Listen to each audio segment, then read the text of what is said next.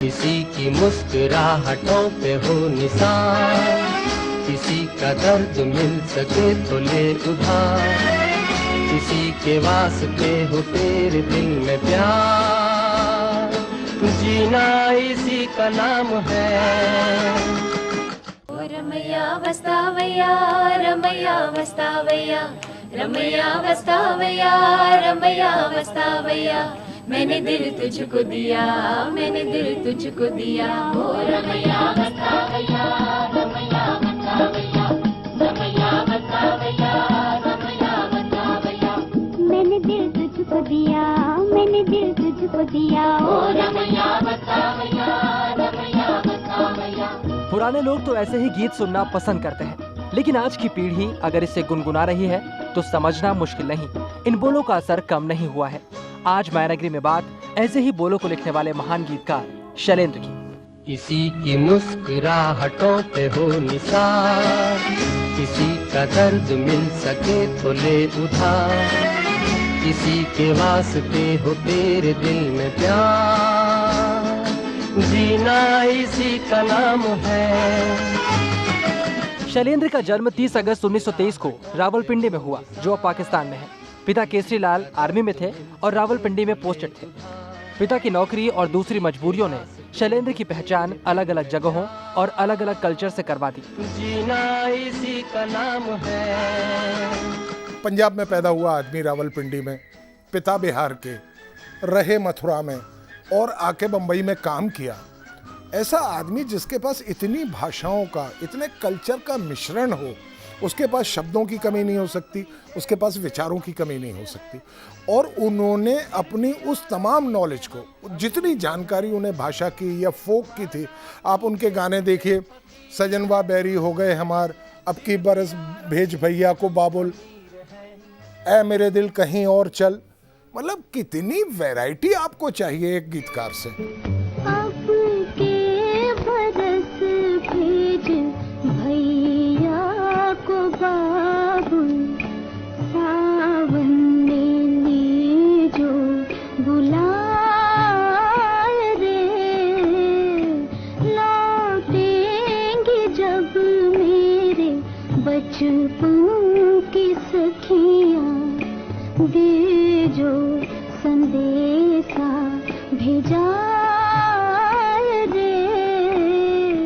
Matric में first division लाने के साथ ही अपना स्कूल भी टॉप किया शैलेंद्र ने। मैट्रिक के बाद शैलेंद्र ने इंडियन रेलवे में वेल्डर की नौकरी की।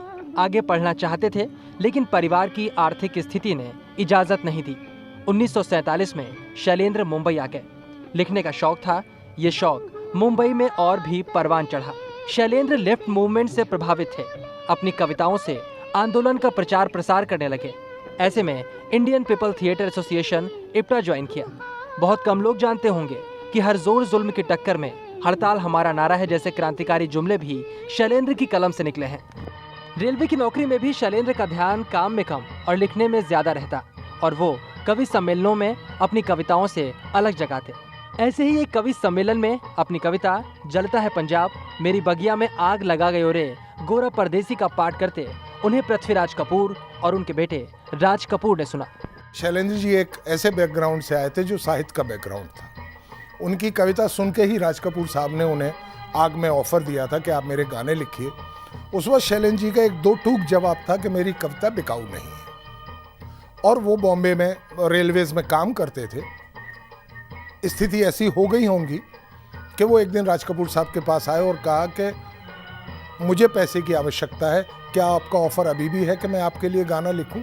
राज कपूर साहब जैसा पारखी आदमी, उसने बाहें खोल के उनका स्वागत किया और बरसात से वो सिलसिला शुरू हुआ। बरसात में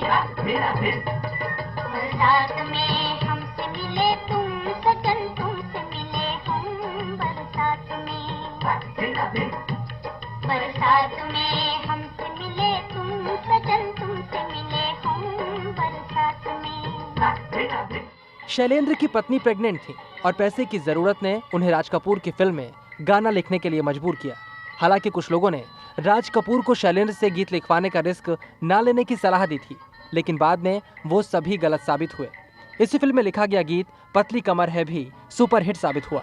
पतली कमर है तिरछी नजर है, पतली कमर है तिरछी नजर है, खिले फूल सी तेरी जवानी, कोई बताए कहाँ कसर है, पतली कमर है तिरछी नजर है, पतली कमर है तिरछी नजर है।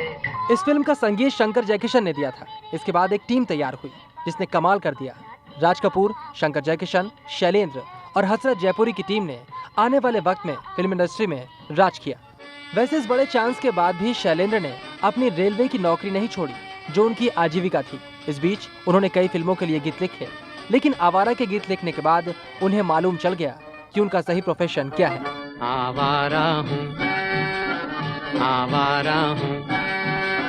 या गर्दिश में हूँ, आसमान का तारा हूँ, आवारा हूँ, आवारा हूँ या गर्दिश में हूँ, आसमान का तारा हूँ, आवारा हूँ। जब शैलेंद्र जी का दौर था तब खासतौर से रशिया में, बिकॉज राज कपूर साहब की वजह से बहुत मशहूर थे और ये एक ट्रेडमार्क है आवारा हूँ। आप सोचिए कि एक ऐसे आदमी की कहानी जिसके पास कुछ नहीं है जीवन में, उसको इतने सरल शब्दों में पूरी दुनिया को ये समझा देना कि इस आदमी की मनोस्थिति क्या है, क्योंकि इसके पास और कुछ नहीं है, टूटा हुआ तारा है, आवारा है। तो मैं समझता हूँ कि शैलेंद्र जी ने जिस प्रकार से इस चरित्र का वर्णन गाने में किया है, मैं समझता हूँ पूरी फिल्म इस गाने में नजर आती है। आवारा हूँ या गर्दिश में हूँ, आसमान का तारा हूँ, आवारा हूँ। शैलेंद्र के गीतों में जीवन का दर्शन भी था, दर्द भी था। 1952 में रिलीज हुई दाग। शैलेंद्र के गीतों का दम इस फिल्म में भी दिखा। इस बीच बादल, बुज़दिल, दाग, आह जैसी फिल्मों में शैलेंद्र के गीत लोकप्रियता बटोरते रहे और श्री 420 के रिकॉर्ड्स ने तो अपने जमाने में रिकॉर्ड तोड़ बिक्री की। फिल्म के लिए रमैया वस्तावैया, मुड़ मुड़ के न देख और मेरा जूता है जापानी जैसे गीत भी शैलेंद्र की कलम से निकले। मेरा जूता है जापानी, ये पतलून इंग्लिस्तानी, सर पे लाल टोपी रूसी, फिर भी दिल है हिंदुस्तानी, मेरा जूता है जापानी। सबसे ज़्यादा हमें पता है कि मतलब नेचुरली राज साहब तो थे ही। राज साहब के अलावा बाबा बहुत इज्जत करते थे मिस्टर अमिया चक्रवर्ती की, विमल रॉय की और मतलब इन सब डायरेक्टरों की। मधुमती के मधुर गीत, सुहाना सफर और ये मौसम हंसी, ओ सजना, जुल्मी संग आंख लड़ी और दिल तड़प तड़प के कह रहा है आभिजा जैसे गीत शैलेंद्र की देन थे। दिल तड़प तड़प के कह रहा है आभिजा, तू हमसे आँख ना चुरा, तुझे कसम है आभिजा। काम को लेकर शैलेंद्र समर्पित थे। बड़े संगीतकारों के साथ सिटिंग में गीतों के बोल लिखने के अलावा गीत लिखने के लिए शैलेंद्र की पसंदीदा जगह जुहू बीच थी। उनकी आदत थी कि वो जुहू बीच पे जाकर लिखा करते थे और उसके लिए वो सुबह 4:30-5 बजे उठ जाते थे और जुहू बीच पे वो पत्थरों के ऊपर बैठ के लिखा करते थे। तो हम लोग जो बच्चे थे वो सब मतलब उनके साथ उठने की कोशिश करते थे और उनके साथ गाड़ी में बैठ के हम लोग भी जुहू बीच हम लोग खेलते रहते थे उधर पानी के पास और वो पत्थरों पे बैठ के गाने लिखते थे।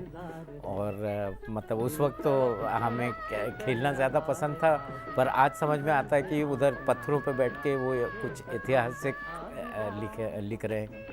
भारी भरकम शब्दों का इस्तेमाल नहीं, फिर भी कही हुई बात सीधे सुनने वालों के दिल में उतर जाती। सरलता शैलेंद्र के गीतों की सबसे बड़ी पूंजी थी और ऐसा मानने वालों की कोई कमी नहीं। सबसे बड़ी खास बात शैलेंद्र जी की ये थी कि बहुत आसान शब्दों में बड़ा फलसफा कहना उनकी एक खासियत थी, जो हर गीतकार के बस की बात नहीं है। लोग मोटे मोटे शब्द इस्तेमाल करके अपनी बात कहने की कोशिश करते हैं, लेकिन एकमात्र गीतकार थे शैलेंद्र जी जिन्होंने बहुत आसान शब्दों में सजन रे झूठ मत बोलो खुदा के पास जाना है, हाथी है न घोड़ा है वहाँ पैदल ही जाना है, इतने बड़े दर्शन को उन्होंने कितने आसान शब्दों में कह दिया, ये मेरा ख्याल है शैलेंद्र जी ही कर सकते थे। सजन रे झूठ मत बोलो खुदा के पास जाना है, न हाथी है न घोड़ा है वहाँ पैदल ही जाना है, सजन रे झूठ मत बोलो। शैलेंद्र के कद का अंदाजा लगाने के लिए इतना काफी है कि हिंदी सिनेमा के जाने माने गीतकारों के आदर्श भी शैलेंद्र हैं।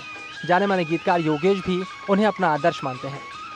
शैलेंद्र जी का जो लिखने का जो वो है, मैं सबसे पहले तो एक उनका कोई गाना था बंदनी का शायद, जहाँ पे वो लिखते हैं कि जोगी जब से तू आया मेरे द्वारे, मेरे रंग गए शाम सकारे, तू तो अखियों से जाने जी की बतिया। मतलब कोई आदमी आंखों से आपके दिल की बात जान ले तो तुझसे मिलना ही गजब है यार। जोगी जब से तू आया मेरे द्वारे, तू मेरे रंग गए सांझ सतारे, तू तो अखियों से जाने जी की बत्तियां, तुझसे मिलना ही जुल्म भया रे। जोगी जब से तू आया मेरे द्वारे। अपने प्यारे गीतकार शैलेंद्र के गीत तो आपने खूब सुने हैं, लेकिन कभी पर्दे पर अदाकारी करते देखा है? शायद नहीं। पहचानिए फिल्म मुसाफिर के इस हारमोनियम मास्टर को। गली गली है रूप के रसिया, ढूंढ सके न मिला मन बसिया।